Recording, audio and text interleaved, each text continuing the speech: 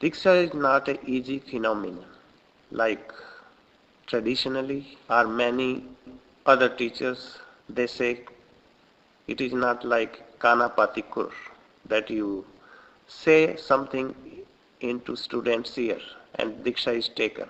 Diksha is not taken online, what many teachers are doing these days.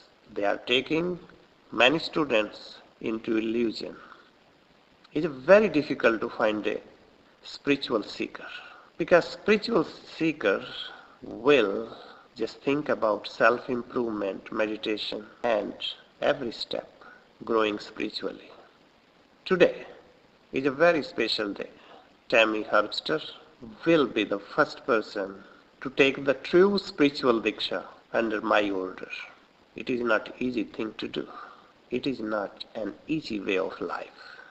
Diksha requires lot of discipline, right understanding, sadhana, and lot of efforts in order to dissolve one's ego, karma, and lower qualities like anger, ego, violence, deceitfulness, greediness completely.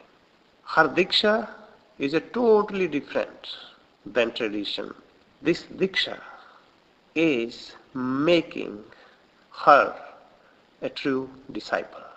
A true disciple is rare to find. There may be many students, but disciple is rare to find. Disciple means like the soil is ready now, it's fertile, and just put the seed and it will sprout and it will become a tree. It will bear a lot of fruits. It gives result. I remember Tammy met me 4 years ago. I knew the same time that she is a special soul and she has potential to liberate herself from karma. Only such a soul like her can take this difficult step for Diksha. Even though she already volunteered to deploy to Iraq as an army combat medic, but I knew that she will come back safely and experience a totally different person, because to be in the war is not an easy task. To see the violence around is not an easy thing. As soon as she came back from Iraq, she immediately went to college, and after 2.5 years of study, she received her bachelor's degree in communication. And as she takes her vows today, she has no regrets or desires to live the worldly life and have such responsibilities. After 4 years now, her wishes will come true and she will take her vows and receive her new name publicly. Her new name will be very special. Her new name, her spiritual new name is Sadhvi Siddhali Shree. No one in history has ever had this name before, as I created this name specially for her soul. Siddhali Shree means to shine with the row of liberated soul. And my blessings with her, and I wish all the best for her like her name. It means that if she continue on her path and on the right direction, she will be free one day, all from her own karma and sufferings. Tolstoy once said, "Everyone thinks of changing the world, but no one thinks of changing himself."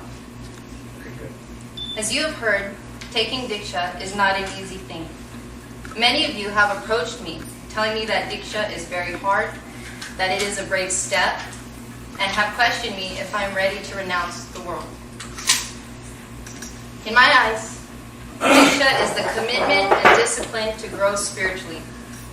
It is hard because it requires a lot of self-effort, self-reflection, and the willingness to change. The degree of difficulty is not in memorizing words, prayers, or mantras. The difficulty lies in self-change, self-learning, self-growing, and self-knowing. I have an intense passion to know my soul and hopefully reach the higher states of consciousness one day. Such a goal may take my entire lifetime, but I'm ready because my soul is tired of living in illusion and being in the grip of karma. I want to know true freedom. Taking Deeksha is a step towards moksha, the liberation of soul. With any goal, challenges are to be met and change is required. I want to know truth and not live by the values of society that pervade our world today. I'm not seeking financial success or status. I am seeking to unveil the treasures of my soul that already belong to me. As I continue to put efforts into my own spiritual journey, I also hope to affect the lives of others. The problem today is that the world lacks true spirituality.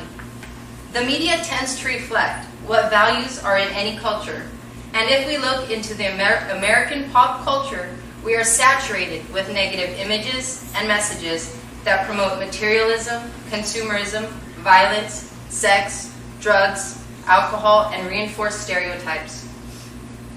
Where is the spirituality? Where is the justice? Where are the messages of nonviolence, love, compassion, peace, respect, and responsibility? Today, the youth feel abandoned, hardly trust adults, and seem to be apathetic towards their educational and career goals. Women and men are still dominated by reinforced stereotypes that keep them trapped in a small box. And if they break that stereotype, they are criticized.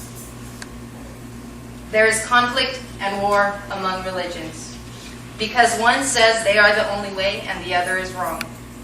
The negative effects of today's society are endless.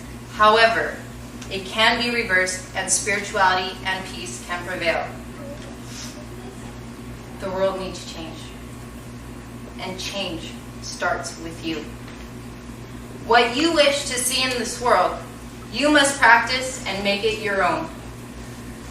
For example, if you want peace in this world, or peace in your own family, you must be peaceful. Many pray for world peace. However, hardly anyone makes the self-change required to bring about that peace. Change is action, not just mere wishing. Change yourself to become aware of your mental and emotional habits. Change yourself and become aware of all the living beings that are around you so that you won't harm them or kill them. Change yourself to see past the unfruitful ideologies that religions, governments, and society have planted in your mind. When you change yourself, you will see your own divinity and will begin to know your soul. When you change, your values, your goals, and your outlook will transform. As you become calm, others will become calm.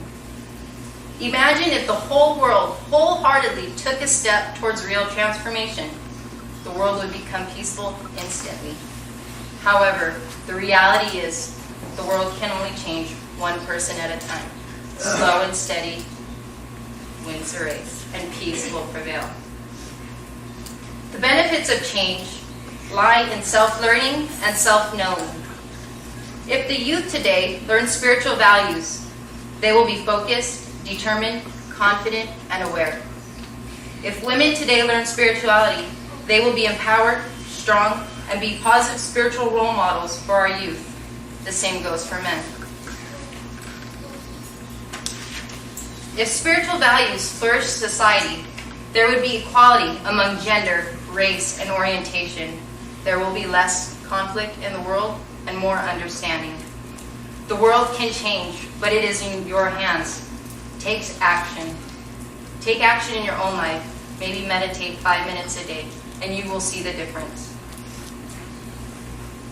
Today, I have made the step to dedicate my whole life to self-improvement and change. As I grow, I hope to share my experiences that will hopefully inspire others to change for themselves. My goal is to help bring the values of peace, compassion, integrity, respect, love, and nonviolence back into our society. The world needs change, but like Tolstoy said, I must change myself first. Remember, the only person you can change is you, and change starts with you. Namaste and Jai Hind.